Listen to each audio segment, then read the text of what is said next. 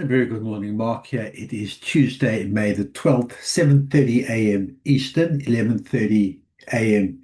GMT. US session will be underway in about half an hour.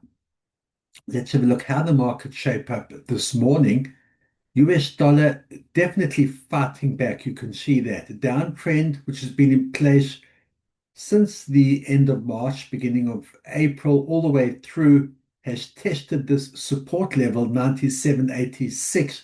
Sellers unable to break below and maintain below the support. And today we've got a strong bounce up. Demand for US dollars, certainly on the index. I've got support at 97.83. I've got resistance at 98.22, above the 98 level, which has been a tough level and a bit of a dividing line, pivotal on the index. Also, you can see the descending trend line, which has been in place since this downtrend started at the end of March, also being tested right now. So we'll see once the US session does get underway and through the US session whether demand for US dollars continues, breaks above this descending trend line and intraday resistance.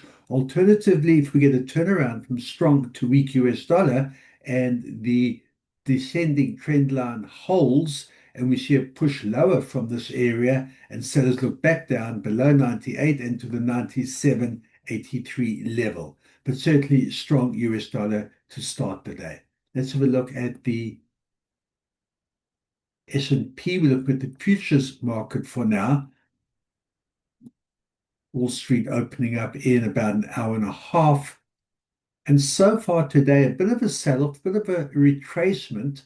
I've got resistance at 7,438, matching yesterday's close. And I've got support at 7,398, just below that 7,400. So we're seeing an inverse relationship here with strong US dollar, weak equities so far. We'll see once Wall Street opens up, whether that does continue if sellers break below and maintain below the 7,400, perhaps some profit taking, give up some of the gains that we've seen that have been strong, especially since the beginning of April.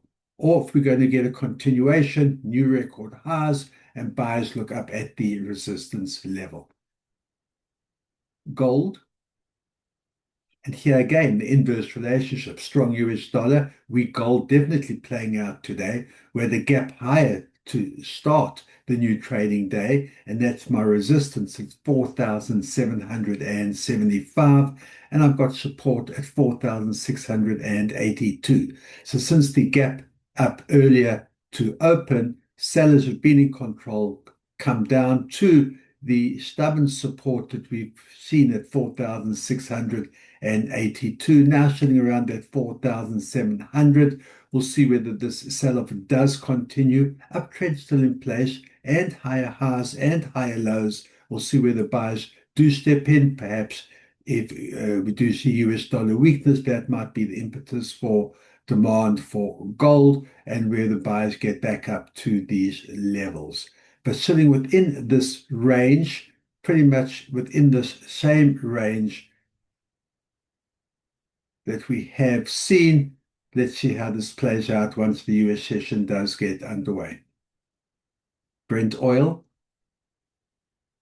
at $107, climbing higher again.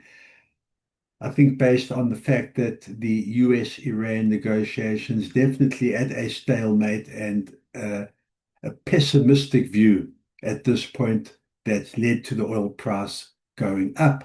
I've got support at 104.10. I've got resistance just under 108. We'll see whether that does continue. If this downtrend gets reversed, buyers continue with what we've seen so far and get back up to the 110 or higher. Nervous oil market for now. We'll wait and see what new developments play out today.